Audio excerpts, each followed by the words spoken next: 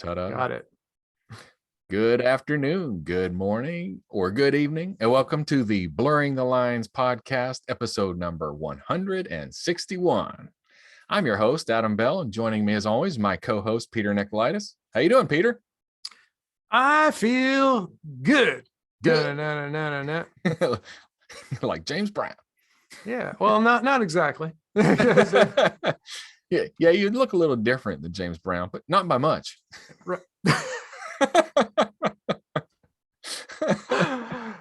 I mean, thanks. He had a nose, ears, a mouth, face. I mean, fair arms, enough. legs.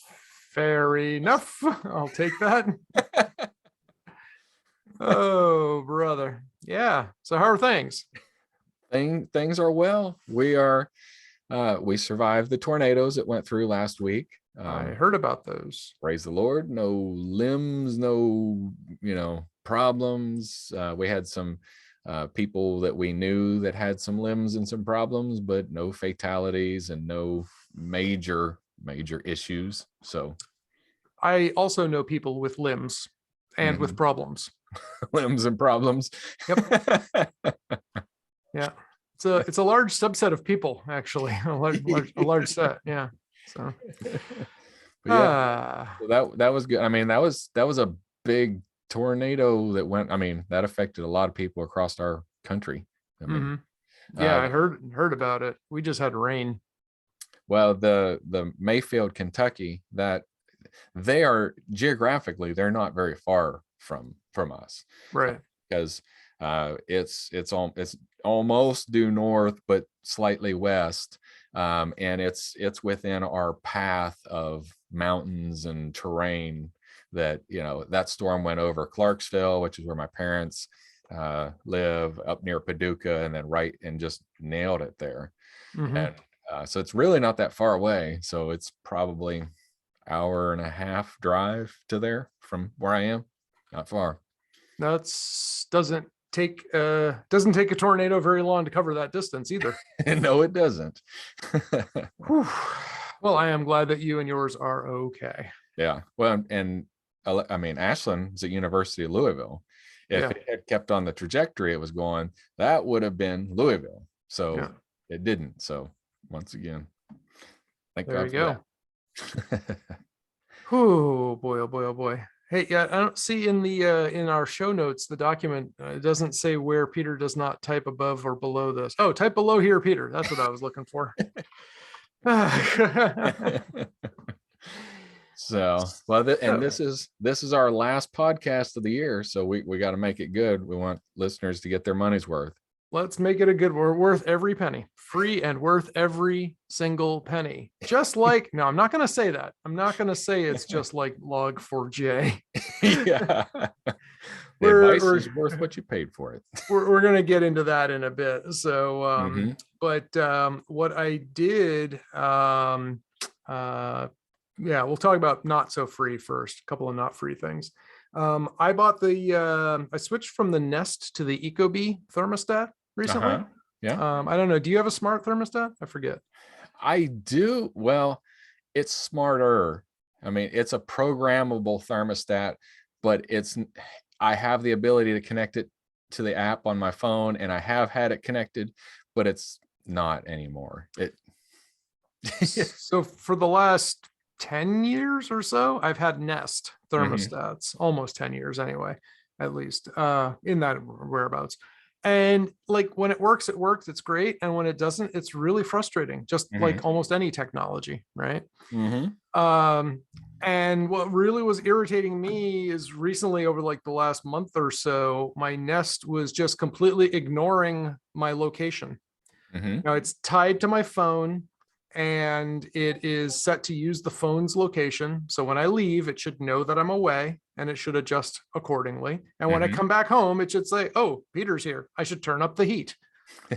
It was not doing either of those. And it really irritated me when I was at my parents' place up in for Thanksgiving last month. And on Saturday morning, I forget why, I open up my Nest and I take a look, and the heat's fired up. Yep. Like, I was gone for 2 days and it didn't even seem to notice. I'm just running the heat like normal. So I switched to the Ecobee, which does things a little differently, but it does, so their algorithm is definitely different. And they have sensors just like it. So I have pretty much the equivalent as hardware wise, the same setup that I had with the Nest, which is one thermostat on the main floor and a sensor on the second floor and a sensor on the third floor. So I'm experimenting with that now. The other thing that I liked about Ecobee is that it's HomeKit compatible, so I can do iOS automations. And I'm trying, I bought a few things on Black Friday. This is one of it. I bought some smart light bulbs. I'm leaning towards HomeKit stuff, HomeKit compatible stuff, as well as stuff that works with Amazon and Google.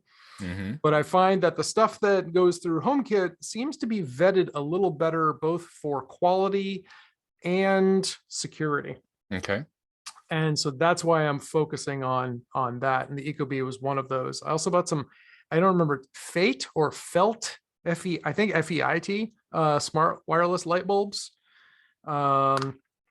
They were on sale at Costco, and a friend of mine had a Costco account, and she's like, I'm going to buy some of these. And I was just like, yeah, pick me up a few of those. They were super cheap, but HomeKit compatible too. So I was like, I'll take those. And so I haven't gotten around to setting those up yet, but I have a few different, Shenzhen bargain basement specials in my house that I'm working on, like toning down.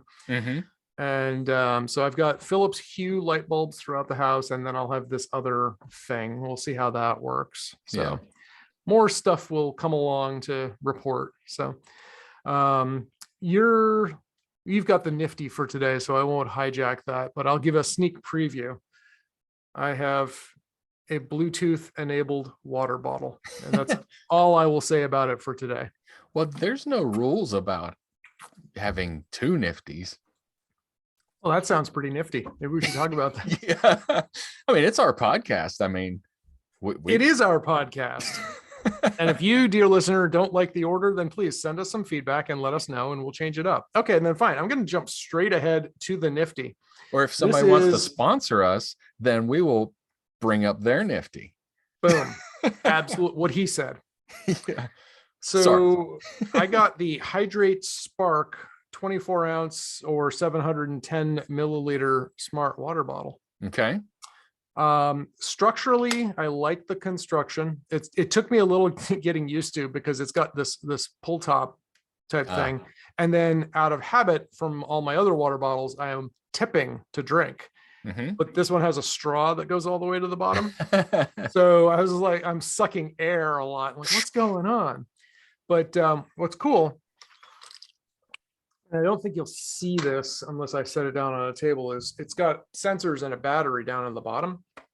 And so when you set it down, it takes a measurement, and it's constantly measuring the weight of the bottle, and it sends the differentials to the app on the phone, which tells you throughout the day where you're at with your water consumption. Now, nice. Let's be clear. Do I need this? No. It was an early Christmas present, so I was like, all right. So a friend of mine recently had to go to the emergency room, and one of the suspected reasons is not drinking enough. So she bought one of these, and then, so, as you know, I'm big on accountability buddies. So I am now her accountability buddy when it comes to drinking. Water. Yeah. Hydration and water. Every time she takes a shot, I take a shot. Boom, boom. So that's our what kidneys I've got hate now. us. Yeah. So far I like it. It's pretty cool. There's also a watch app, so you can glance and see where you're at. And again, normally, pardon? Does it sync with your health app? It does supposedly sync into the health app, and supposedly you can sync it to my Fitness Pal, but apparently my Fitness Pal is not pulling the info out of the health app. Okay. Even though they both have bidirectional access to the data, they're not looking at that. But apparently, I think there's a way to sync it right into my Fitness Pal, which is the calorie tracking, meal tracking app that I use really, I only use it because I've used it for, I forget, I've lost count of how many years it's been now. But like, I think closing in on, it's been at least like 8 or 9 years. So there's a lot of momentum there. Sorry, it's only been 2,843 days. No, that's all. Right. That's my longest streak. I probably did it longer than that, but I've consistently logged data to MyFitnessPal for 2,843 days.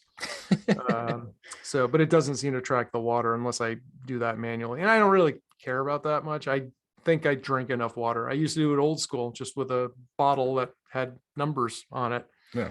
So, but now I don't have to tell anyone else like, hey, look, I drank, because it says you did. It's kind of cool. It does glow like if you're falling behind schedule, like if you haven't drunk anything for a full hour or something, the bottom lights up and glows a little bit. And when you finish or you hit a milestone throughout the day, it'll glow, as well as sending you an app notification if you want. Yeah. And of course you can turn off the app notifications. But what's funny is it definitely has a sense of humor.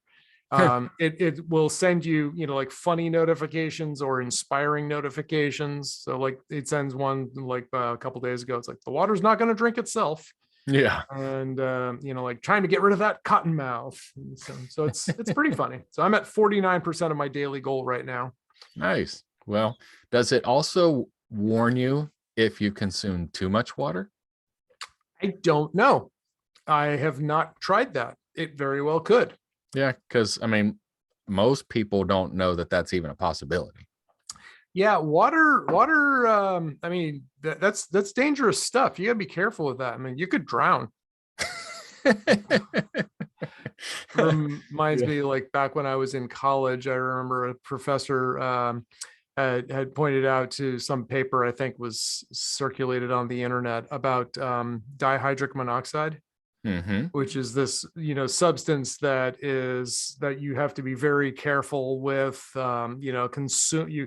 It is you can consume it in small quantities, but inhalation of it can be fatal. Overconsumption can be fatal.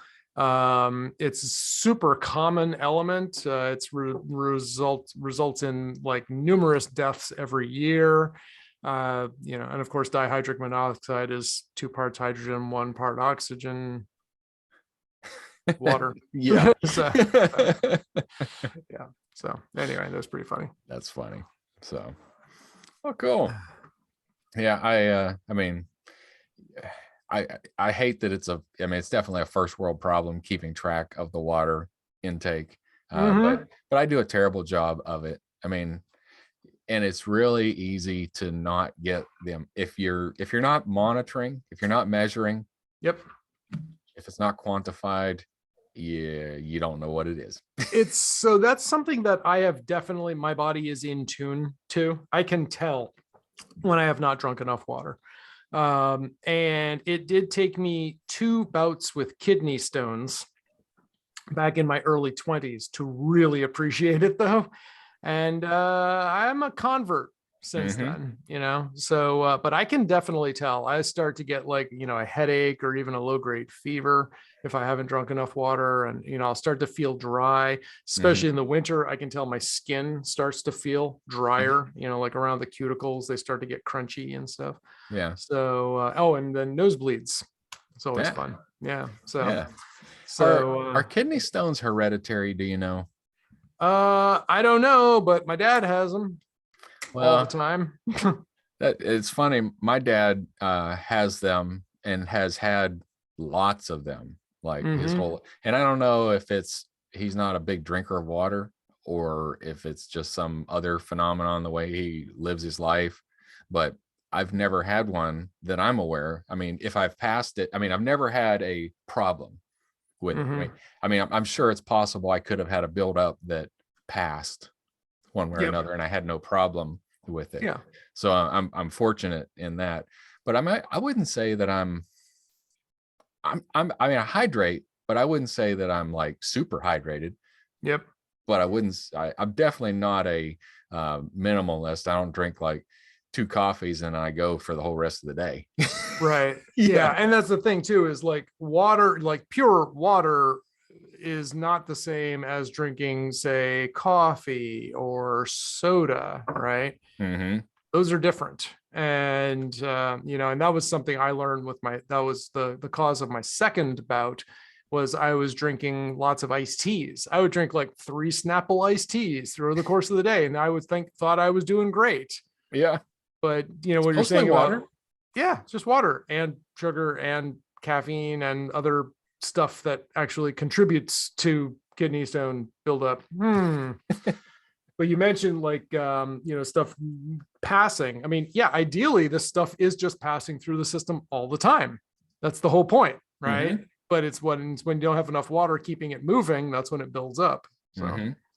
So yeah. Anyway, so that's my nifty so far. I like it. And yeah, I didn't pay for it. It was a gift. So I guess it was worth every penny that I paid for it so far. But I am grateful. I'm enjoying it. It's a fun little toy. All right. Yeah, I'll have to check that out. That does sound interesting. That is an interesting gift too, for especially I'm thinking some of my guys. I mean, our job in IT generally is in front of a computer. And unless there's someone like you or me, they're sitting in front of a computer and they're not moving all day long, where they got a Fitbit that tells them, hey, you need to get up every hour, or an iPhone that tells them you got to get up. Yep. And a water notification would be nice too, because it might also make them get up and go get some more water. Yep. Yep. It's good. I mean, and there's no excuse. 20th century, you're working in tech, you're surrounded with reminders all the time. Yeah. This is the kind of conversation I feel like I have with my, my team. Like, there's no reason for you to not know how many tickets you have open right now, or to not realize that there are tickets that are waiting for your attention, right? It's the computer will tell you these things. Yeah. So. All right. So we've got a vulnerability to talk about, IT. So this one's going to be an IT episode, but somewhat. But before we do that, I'm going to ask you a question. I'm going to answer it first because I've had time to think about this question. Okay. But I'm going to answer my answer, and then you'll have time to think about your answer. Okay. So log4j, whatever that means, we'll find out here soon. But it's a vulnerability. Somebody asked me if they called it logjam. I was like, I don't think so, but maybe that's what somebody called it. I said, but that's not what I've heard it called, but yeah, whatever. But anyway, so I'm going to ask this question for you. When you hear something like this as a vulnerability out there, and you're thinking, oh no, I've got this risk for my clients, my business. I mean, I've got to take care of this. How do you think about that? And so I'm going to explain, how do I think about that? I am not curious about how it was created, why it was created, who created it. What I am curious about is, how does this affect my clients, and how do I mitigate this threat, and what do I do to do that? And there's a problem with that. I mean, the problem with that is I'm not ever going to solve the problem. I'm waiting for somebody else who is curious, who does have an understanding of how this thing works and how to protect. So I go immediately into, all right, let's find out who's vulnerable. Let's find out how we fix it. And let's find out how quickly we can roll it out. Well, don't you care about any of these other curious things? I don't give one flip about it. But without people who do give a flip, we couldn't fix it. So now you know the question. Which side of the coin are you on that?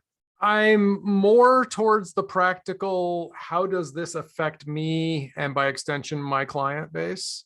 So for sure, I am curious as to how this happened, because even if it's a lesson that I don't necessarily learn directly, there's probably a lesson for me and my clients to learn somehow, right? Yeah. So I am curious about it, although it's not my primary. My primary focus definitely is, how does this affect me? How does this affect my client base? I am curious though, like, because again, like, I hate using the expression, but there are people way smarter than me who are worrying about this right now. And that's true, right? There are people who know a lot more about this vulnerability and vulnerabilities in general who are working on this, and they're going to be taking care of it. But I need to be aware of what mitigations and mitigation steps are available to me and to my teams and to my clients. So I am curious about it. Like, I heard one theory, for instance. Let's back it up just a little bit. What is this log4j and what is this log4j vulnerability? So log4j itself is it's a library or a program built for Java. It's an open source project from the Apache Foundation. Apache is a nonprofit organization that backs a number of free open source software packages. The most popular of those being the Apache HTTPD web server, which runs, I don't know, these days, I think around half the internet or so. Well, yeah, I mean, every single thing that we're running, every IoT is running an Apache web server on it. Yeah, if it's got a web server, it's probably Apache, maybe Nginx these days, though, right? And of course, on the Windows side of things, it's Internet Information Services. So, anyway, it's a very popular package. So Log4j, maybe not as popular as Apache, but really, really, really popular and really, really, really widespread. What it does in a nutshell is it's a program that allows programmers, developers to very quickly and easily implement a logging system. So something to capture your diagnostics or your system logs. Logs are important when you have software to see what happened, what's going wrong, right? So with a few lines of code, you can just, boom, make this thing that captures your logs and if you're running in Java. So that's great.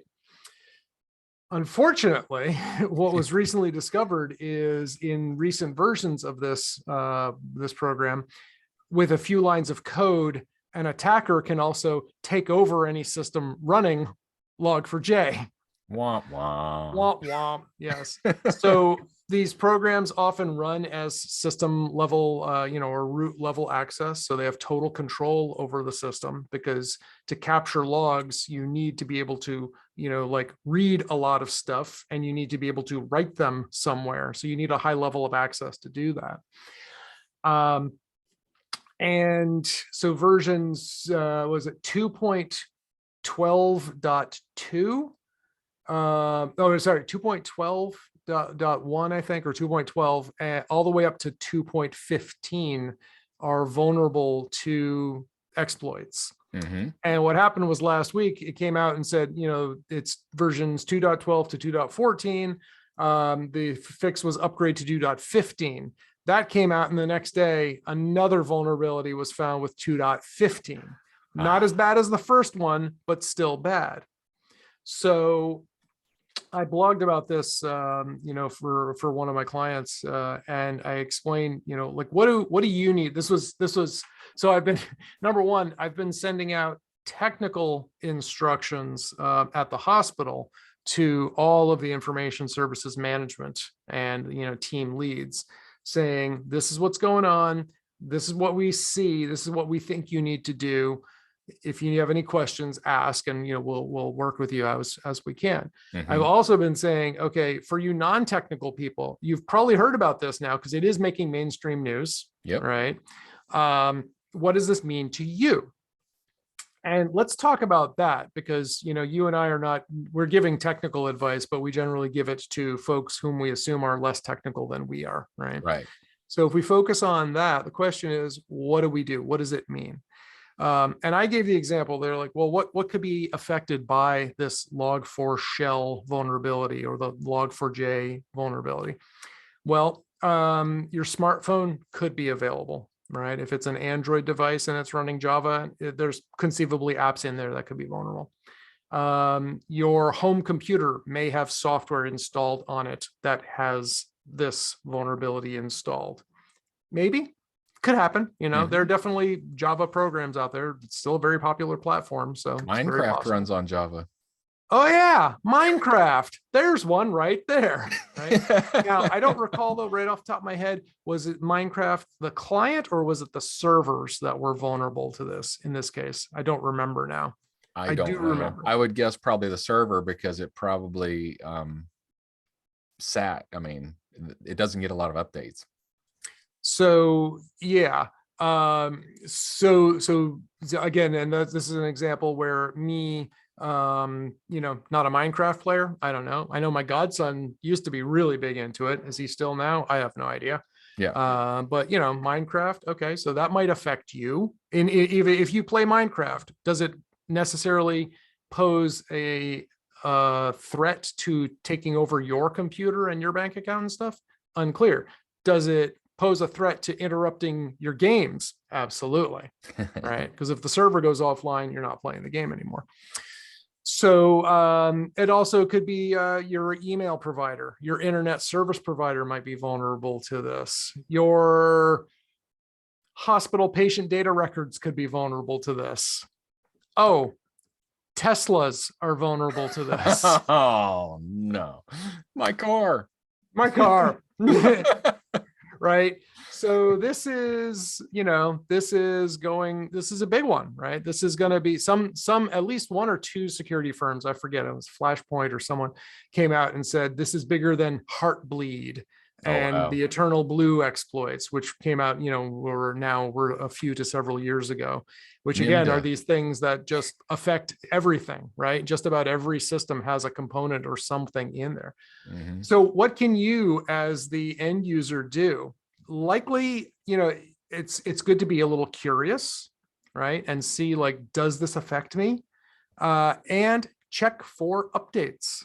Like look for your IoTs, your smart light bulbs, your router at home, your computer. So have any software updates? Do you have any programs that are running Java, right? Look for updates. So in general, this is something where I mostly don't worry about because I've got all my stuff set to automatically update.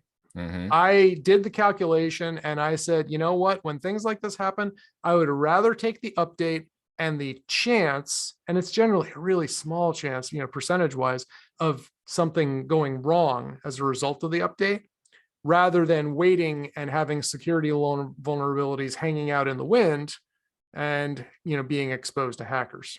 Right. So that's my quick nutshell summary of Log4j and the Log4 shell and associated exploits. Well, and another consumer product that I do know is Ubiquity Unify controllers. Yes, they run Java, and yes, they do. And there's the vulnerability there, and they have a patch for it. All you have to do is go out and download the latest version of the controller software. And like I said, most home users, if they're using it, they may be using it on their phone. But I think it still uses Java on the phone. Yep. I think it's a Java app still, both sides. Ubiquity, that was an interesting. Do you remember, was it earlier this year or last year when they had this big compromise? I do not. I thought we talked about it. So probably did. They had a problem where their cloud infrastructure, all hosted on Amazon, was compromised. Turns out that the guy who blew the whistle on it was actually the compromiser. So he was an insider. He worked there. He, essentially did this data dump and then was like, oh, their security sucks. It's like, well, I guess if they allowed this one guy to do it, but wasn't quite as bad as he made it out to be. So I thought that was kind of funny / sad story. Yeah, funny. The not accidental insider. Well, and so then going back to, I'm right along there with you. At the end of this vulnerability, we'll all do an afterburner of, all right, how did it go? How did we respond? How do we do this better? Is this a vulnerability? Let's not make this a vulnerability in the future. Let's update our Java everywhere. And that's a thing, like for a large enterprise, though, I mean, I suspect for most of the clients that you and I work with, that we're probably not, it's probably pretty easy to patch stuff, Yeah. right? For a health network with over 20,000 employees or larger, you don't just start pushing out packages, right? You need to test it. You need to see what's going to break. There's a ton of legacy stuff that's in there. There's a ton of custom made software for which there are no patches, right? So now it's like, oh yeah, we built this custom app and it uses log4j. We'll try it, but we have to get in touch with the developer in-house. Oh, he's not here anymore. He quit 10 years ago or he retired. What do we do, right? Which goes to, this is why you have to keep your software up to date and maintained so that it can be quickly and easily patched. So when problems like this are raised, they're taken care of easily. But if you have something that's ancient and no longer supported, I'm looking specifically back to one of my legacy clients in Vermont whose new insurance business is still running on an Access 2003 database. One of these days, you're going to have problems. And I've told them so many times. I'm just like, yeah, I'm done. Boy, but this is what happens if stuff gets old and it's out of date, again, with a relatively small deployment and a small business like yours and mine, it's not that big a deal, right? If we find like, oh, I mean, okay, this would probably be, here's a nightmare scenario for you. Maybe not a nightmare, but you use ConnectWise, correct? We use Kaseya. Okay, for ticketing and stuff too? Ticketing and our RMM. Okay, excellent. Kaseya, they had some problems last year, right? They did have some problems this year. This year, that was right. That's year. right. I was thinking this summer. I was thinking SolarWinds. So yeah. SolarWinds was last year. What would happen if all of a sudden, you found out like, okay, Kaseya, we're going out of business next month, right? We're just rolling up shop. We're shutting down. What would you do, right? Yeah, it's not going to be pretty, right? No, it wouldn't be pretty, but we'd roll up our sleeves and switch them to another RMM. But we got to touch every one of them. Yep. And what about all the legacy data that's stored in your customer database and stuff? Is that important? That's very important. And I would love to get an export of all of it. And hopefully they would offer that service. If they didn't, it'd be a complete loss. I mean, it'd be a complete loss of knowledge. Yeah. So, but it's something like even if I said, okay, they're going out of business 30 days. Yes, you can export your stuff and then we're shutting it all down. You think you could cope with that? I could cope with that. And then we would feel it later. Yeah. So because I know that you have switched platforms like that on a number of occasions, right? Yep. And I have as well. It's not the end of the world. It's not fun, but it's something that on the scale at which you and I operate, we can handle that, right? Yeah. 1,100 endpoints. That's how many I support. Yeah. Now you take that and you move it to 20,000 endpoints with, like some software that's been in use for, not exaggerating, more than 20 years. And it hasn't been updated since then. And it's completely customized. And that's the thing is, right? It's not so much just switching. It's not like just installing a new copy of Microsoft Office, right? There's all the customization that's going into it. Don't think about switching switching from Microsoft Office. Think of it as switching all of your Microsoft Office documents and having to convert all of those to some new format, right? There's a lot of effort that goes on in that. So, all right, let's move on. Yeah. I think we need more happy thoughts or something. Yeah. Well, and one of the things, I mean, I know that you do this as well, but from how we address the issue of getting Java updated on 1,100 computers is we have a service that we work with. and they review these updates and they push them out to all of our client computers. I can't test every single patch that comes out. I mean, that'd be a full-time job for somebody, which is why this particular piece is pushed out there. But then they review it, they like it, no problems, they deploy it, it pushes across my 1100 plus another 100,000 other ones out there. And so there are ways to do this. I mean, it's not a, you and I didn't go out and get on every computer and run Java update.exe. You would be surprised. Oh, well, you sent out a document and said, okay, here's the link, here's the run, run as administrator, you're good. I still work with a client who has several hundred Linux servers, and they still do all of the maintenance by hand. Yikes. SSHing into individual boxes every time. It's painful. Well, and that's one of the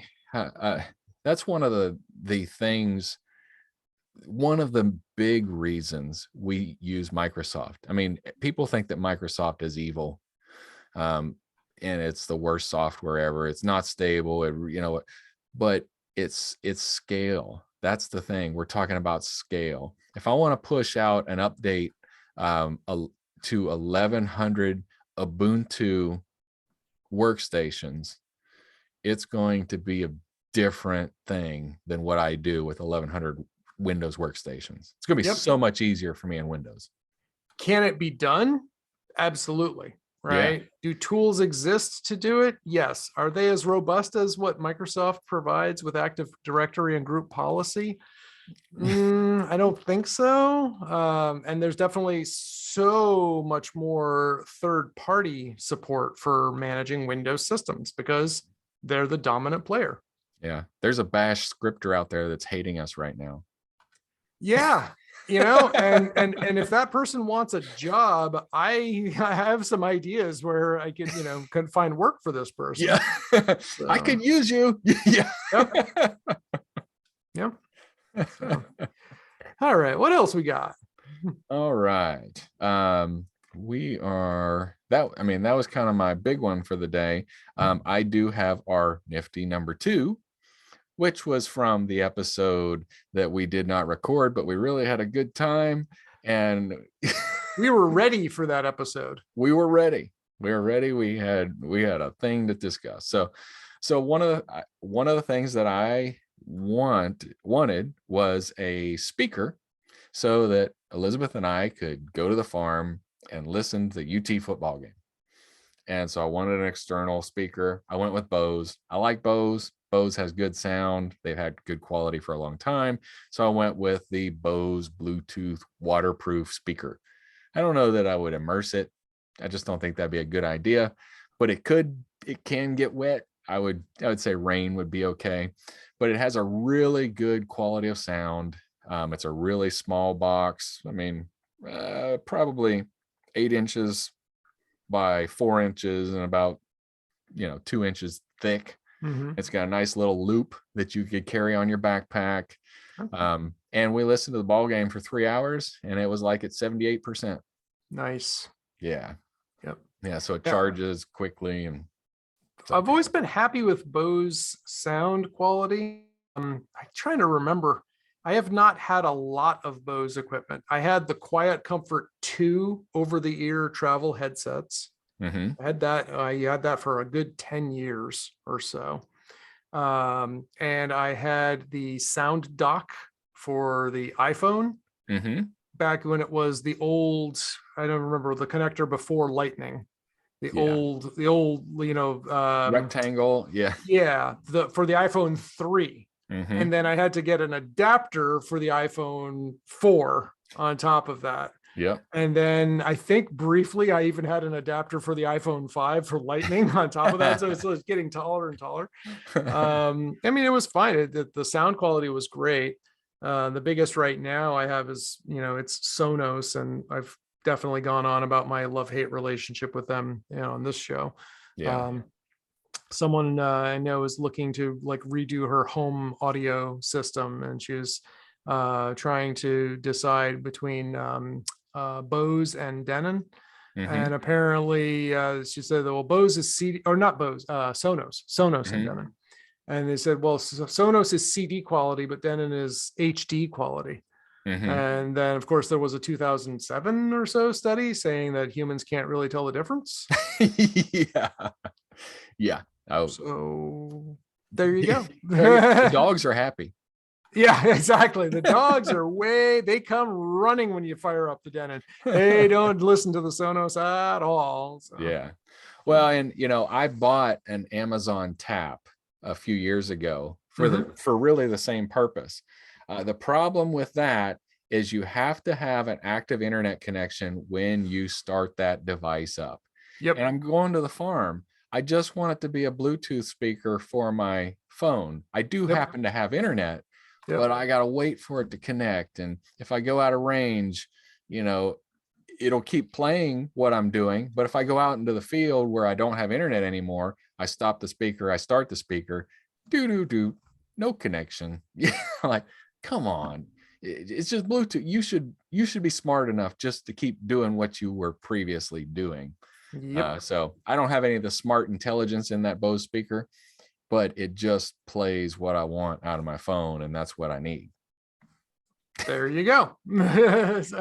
Although, the thing that does irritate me though, in the advertising, they've got it on a backpack of young people walking through the woods or whatever.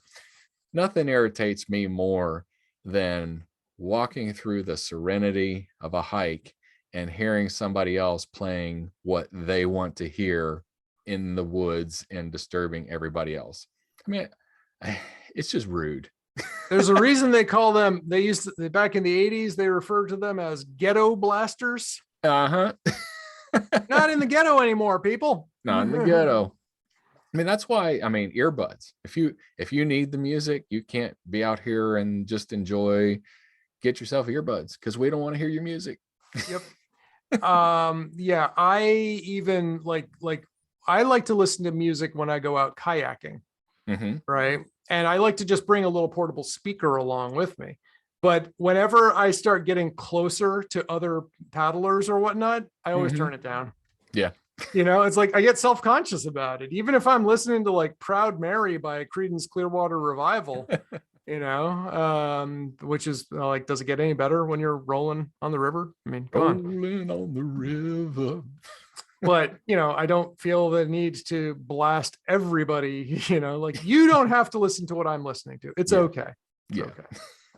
Yeah. You don't get a lot of Leonard Skinner up there, do you? Not so much. Not so much. Sweet Home Massachusetts. Sweet Home Massachusetts. It's a cover by the band Boston. I don't know if you know that version. It doesn't quite roll off the tongue like it used to. Yeah. Sweet Home Worcester. If you go canoeing in Tennessee, you will hear Leonard Skinner.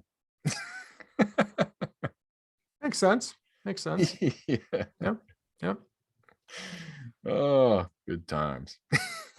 What else? So, well, since this is we're wrapping up the end of the year, I have another little nifty too to throw in there. Why not? Right? Why not? So I got a mini keyboard case for the iPad Mini 6.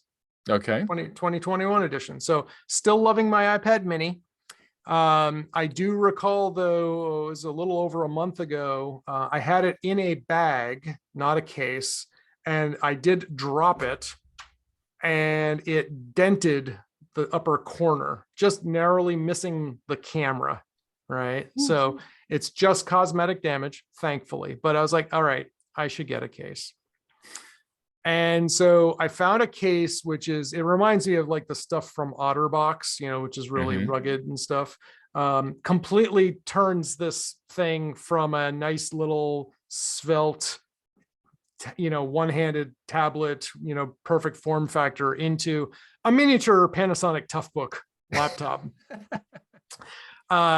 But what is funny about it's pretty nice. It has a somewhat adjustable, angle for the that the iPad actually sits at. It includes a keyboard. And you can also rotate the iPad 90 degrees. So it can be either in portrait or landscape mode, which is pretty cool.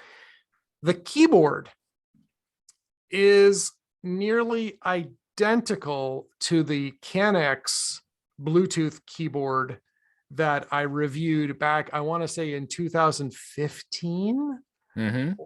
I did it. You know what? Hang on. Let me find out. Canex, mymac.com, Nikolaidis. And we've also talked about it too. 2016. So I now have 2 of these keyboards effectively. Nice.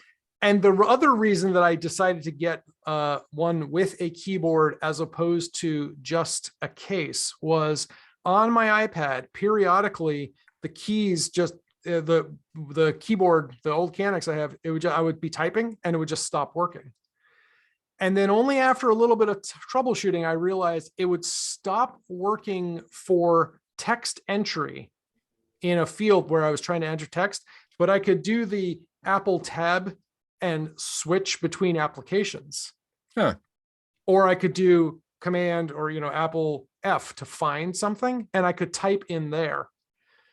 So I realized after I had the second keyboard, which started displaying the same problems as the Canex keyboard, it wasn't a keyboard problem. No.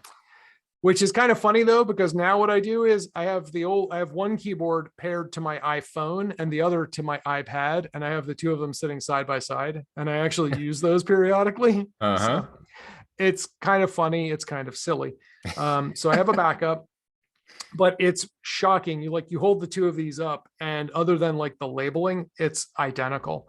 They did change the new one. I forget. One of them has visible screw holes all around the back, whereas the other one is completely, flush. So I think maybe the old one would be just like pry apart, whereas the new one is screw apart. But other than that, it's the exact same form factor. So I didn't have to relearn the key positions or anything. Nice. And it's pretty nifty. Like if you're willing to take the hit on the size, then it works. It has a Apple II pencil sized holder, in there, so I can just take the pencil and stick it in, and it also charges it. So it's got enough of connection that it'll charge the pencil when it's in the case. Folds over very nicely, and also what I can do is if I turn off the keyboard, I can just lay the iPad down so it obscures the keyboard, and then I can draw on it as if it was a notepad on my desk or something. So it's not the fanciest thing. It's definitely some, Shenzhen province knockoff kind of thing. The brand is like Ivsotek, IVSOTEK, all caps. But it works. And, it costs it was like 20 or 30 bucks. So it's just like, all right, I'm pretty happy with it. And now I know that my iPad's a little more shielded should I drop it again. And it's just also, it's a little more convenient than having the case. I had the keyboard in its case and the iPad. So then I would have 2 separate cases, or 2 separate things. Here, it just mashes them all together and keeps them all in one place. So nice. I like it. I find it to be nifty. Well, cool. Well, and I took your advice that we talked about, weeks ago, where I wanted a mouse for my iPad. Yep. And I bought that little flat mouse, and it just works perfectly. It takes me from 98% productivity on the iPad to 99. There's just still that 1%. Yep. I mean, but it's pretty, that's a word. Those last 2%, those are the hardest. So yeah. So knocking out 50% of the remaining 2%, that's a big win. Yeah. Good job. I like them. The only complaint I have with that is the battery life on these keyboards is astonishing. Like, I think the only time I've ever not been able to just turn it on and work with it has when I let it sit on the shelf for a year. Yeah. Right.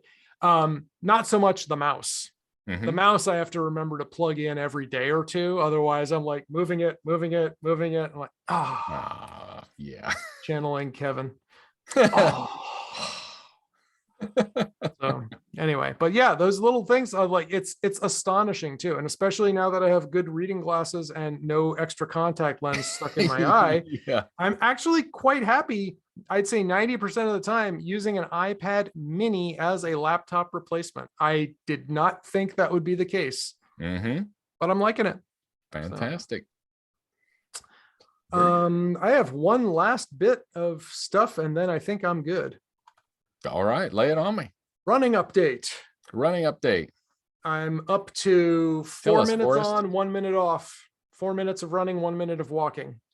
Nice. And yesterday I did about a quarter of the Skyline Trail, that big nasty one that was featured in an ultra marathon here 2 weeks ago. Yes, sir. It felt leaps and bounds, literally, easier than when my running buddy Greg and I did it this past summer.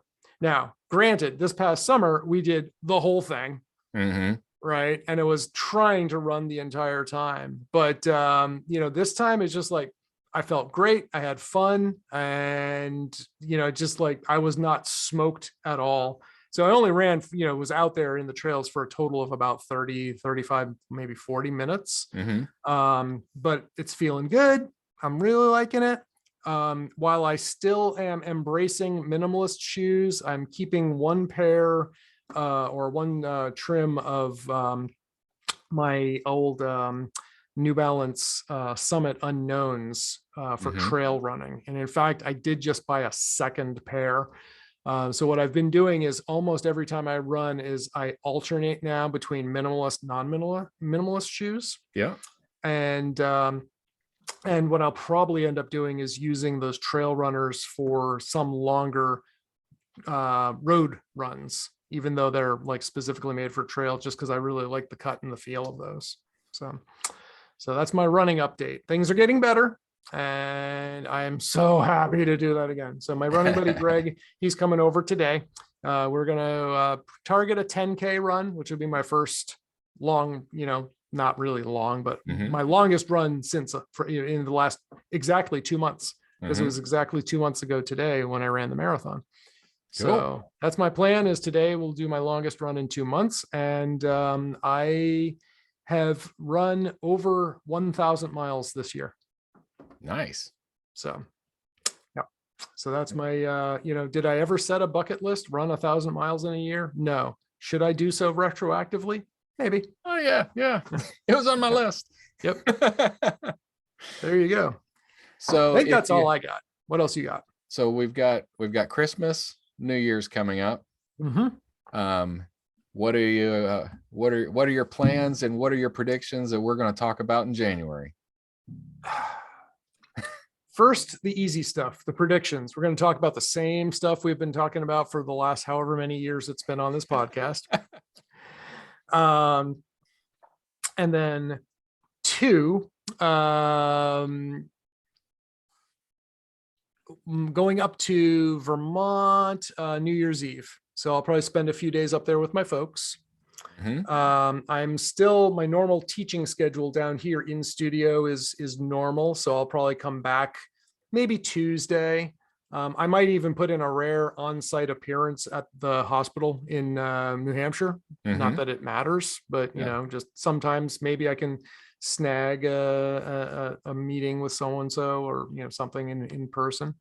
And then New Year's Eve, I don't really know. Holiday related stuff. I'm going to be seeing the Nutcracker live at the Boston Ballet on Saturday. Not usually a big, ballet kind of guy, but I was like, it sounds kind of cool. It's a Christmassy thing to be, to do. And then that's it. New Year's Eve, I have no idea. My days of trying to go downtown Boston and, laugh at all of the college girls in their mini skirts in high heels. I don't know. It's not as entertaining as it used to be. I remember one time though, that I was out there, the temperature was well below freezing. And just watching girls in high heels, super short mini skirts and nothing, not even wearing coats, moving from car to clubs and stuff. I was just like, I cannot relate. Isn't that such a weird phenomenon that, when I was 20 years old, I was very attracted to 20-year-old girls. I was less attracted to 40-year-old women. A woman's still attractive regardless of her age. We're men, after all. But if I were to say, if something happened to my wife, God forbid, and if I were ever going to date, it would not be a 20-year-old girl. There's nothing in common, even though they're physically attractive, all these other factors are like, yeah, she's just not as attractive as she used to be. Yeah. Things change, man. Things change. Tastes change. Our perspectives change. Our needs of, relationships change, of what we want in somebody who's going to hang out with us. Yeah. So my predictions for, we've got our standard stuff, the Christmas with families and girls come, or our girls are home. Ashlyn's home from university, and so we're home for the holidays, and New Year's we'll have party with friends, and pretty standard stuff there. And I think that next year we will double our guests who have been on the show in 2022. Well, all right then. That's a lofty goal, but you know what? When we set goals and we have some accountability, sometimes those things actually happen. Yeah. Is example by the fact that I'm using a microphone stand again. Yeah. And I do appreciate it too. I didn't care as much before, because I was like, I'll just fix it in Adobe Edition and make all of our levels better. But last week's podcast was recording quality was so much better. And I think this will be better. We're both pop filtered and everything. Woohoo! All right, man. Well, on that note, I think it's time to take us out. Yes, sir. So if you want to get a hold of us, dear listener, you can find us at blurringthelinespodcast.com. Adam is on Twitter at Sublime Comp. I am on Twitter at Nikolaidis. Adam's website is sublimecomp.com. I have Nikolaidis.com, yogawithpeter.com, paradigmcc.com. And I can also somewhat semi-irregularly be found on the Friends with Beer podcast with my friend Scott Wilsey. And someday we might have to have Adam Bell on there, because he is also a friend and he also drinks beer. Yeah, we'll have a crossover episode. I think that actually sounds good. That's what it should be. The next, we should schedule that for sometime in January. The Blurring the Lines Friends with Beer, because the lines between the two podcasts will blur. There you go. We will all be friends, and we will all drink beer. So. And perfect. It'll be all blurry. Well, I can't wait. On that note, I think it's time to hit the big red button. Indeed. Merry Christmas. Happy New Year. All right, sir. Well, this was fun. I'm sure we will talk